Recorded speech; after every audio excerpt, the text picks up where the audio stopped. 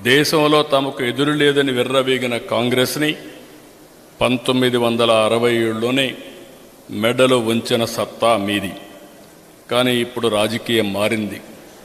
కాంగ్రెస్కు వ్యతిరేకంగా Annadurai DMK party పెడితే ఇప్పుడు స్టాలిన్ నాయకత్వంలో డిఎంకే అదే కాంగ్రెస్తో ఎన్నికల్లో పనిచేస్తూ ఉంది.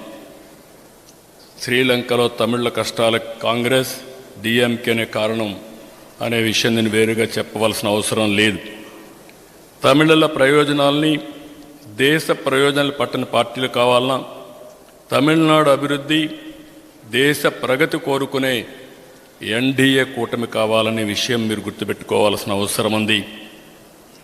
అన్నా డిఎంకే అంటే మనకందరికి గుర్తొచ్చేది జయలలిత గారు. నేను ఆవిడ బతుకున్నప్పుడు ఎలక్షన్కి ఇక్కడికి వచ్చి అడ్రస్ చేశాను, కోయంబత్తూరుకు వచ్చి అడ్రస్ చేశాను. ఆ తర్వాత ప్రమాణ స్వీకారానికి కూడా వచ్చాను. తప్పకుండా ఈరోజు చెప్తున్నా, మళ్ళీ గెలిచేది ఏడీఎంకేనే. అదే మరిగా ఎన్డీఏ బీజేపీ ఏడీఎంకే కూటమి తప్పకుండా గెలవాలి. గెలిచి రాష్ట్ర అభివృద్ధి సాగాలని, ముందుకు సాగాలని నేను మిమ్మల్ని కోరుకుంటున్నా.